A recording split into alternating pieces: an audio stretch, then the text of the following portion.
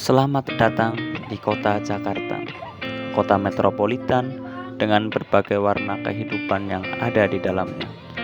Ketika di Jakarta, mata kita dimanjakan oleh berbagai gedung yang menjulang tinggi ke angkasa, atau mungkin dimanjakan dengan sampah dan kesemerawutan kota.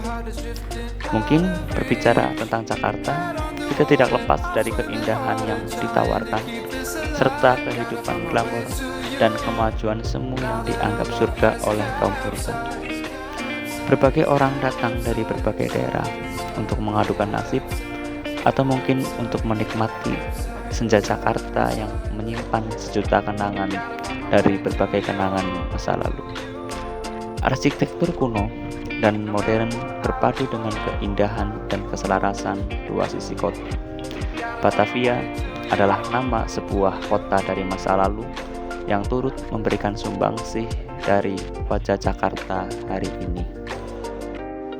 Tapi Jakarta bukan hanya menyimpan kenangan indah, akan tetapi juga menyimpan sejuta kenangan kelam di masa lalu.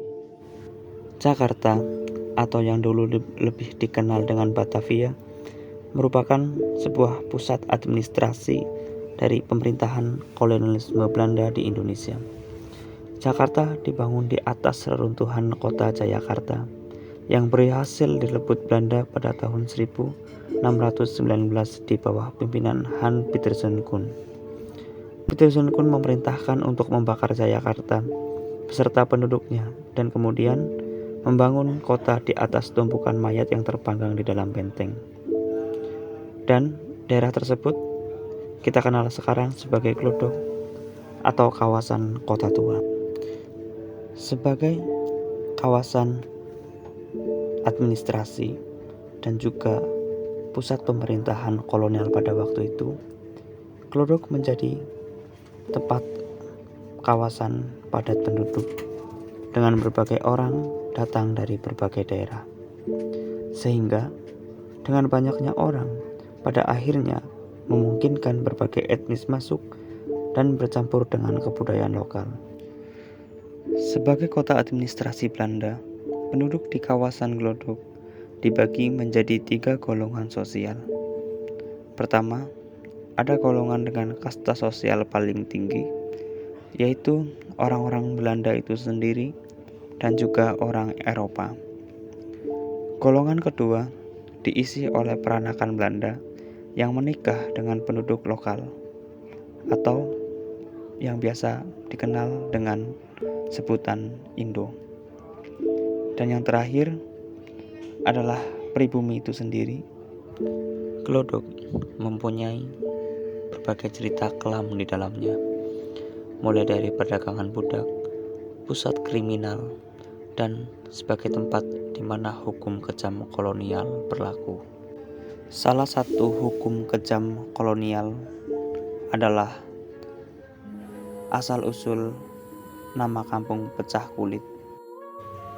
Kampung Pecah Kulit merupakan daerah di sekitaran Glodok atau yang sekarang dikenal dengan Desa Pinangsia, Kecamatan Taman Sari, Kota Administrasi Jakarta Barat. Kampung Pecah Kulit merupakan nama dari sebuah desa yang mengisahkan tentang hukum kolonial yang begitu kejam yang berlaku pada masa itu. Pecah Kulit dinamakan sesuai dengan tragedi yang pernah terjadi di kawasan tersebut, yaitu tragedi yang menimpa seorang keturunan Indo-Jerman bernama Pieter Edberveld. Kisahnya dimulai pada tahun 1709 ketika pemerintah VOC menyita tanah milik Pieter Edberveld dikarenakan tidak memiliki surat izin. Akan tetapi Pieter Edberveld bisa menunjukkan bahwasanya tanah tersebut adalah miliknya dengan menunjukkan menerbitkan surat yang menyatakan bahwasannya tanah di sekitaran Pondok Bambu merupakan tanah milik Peter itu sendiri. Akan tetapi pemerintah kolonial VOC tetap menyita bahkan memberikan hukuman kepada Peter Ederveld karena selalu menentang dan berusaha menghasut rakyat untuk ikut melawan. Pada akhirnya, pada tahun 1722, Peter Ederveld dibantu dengan Raden Antang Kadriwiyya mencoba merencanakan makar untuk merebut kembali tanah yang udah menjadi miliknya.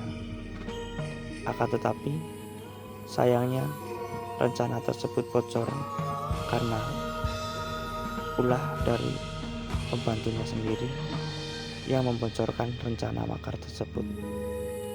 Sehingga pada akhirnya sebelum pemberontakan terjadi, Peter Ederveld bersama pengikutnya ditangkap dan kemudian dieksekusi mati dengan cara ditarik dengan kuda sehingga membuat kulit Peter Ederveld robek dan jatuh berjajaran.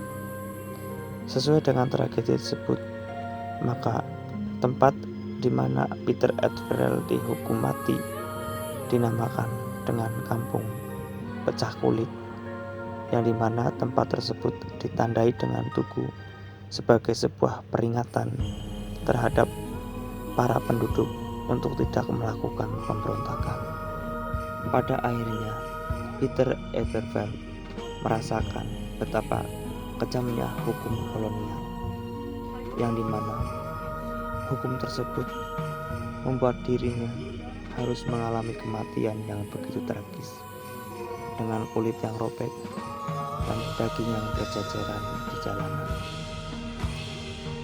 Hal tersebut membuat tugu tersebut menjadi penting, menjadi sebuah warisan kolektivitas dan ingatan bersama akan kejamnya kolonialisme yang seringkali mengabaikan rasa-rasa kemanusiaan. Begitulah usul-usul tempat atau kampung pecah kulit yang terinspirasi dari sebuah tragedi tragis yang menimpa Peter Ederveld dan pengikutnya. Dan hal tersebut menjadi sebuah pembelajaran bahwasanya kolonialisme pasti meninggalkan kesedihan dan kesengsaraan bagi setiap tanah jajahannya. Begitulah Jakarta, kota yang tak lepas dari sejarah yang mengikatnya. Sejarah kelam di masa lalu yang membuat pada akhirnya wajah Jakarta seperti apa yang kita lihat sekarang.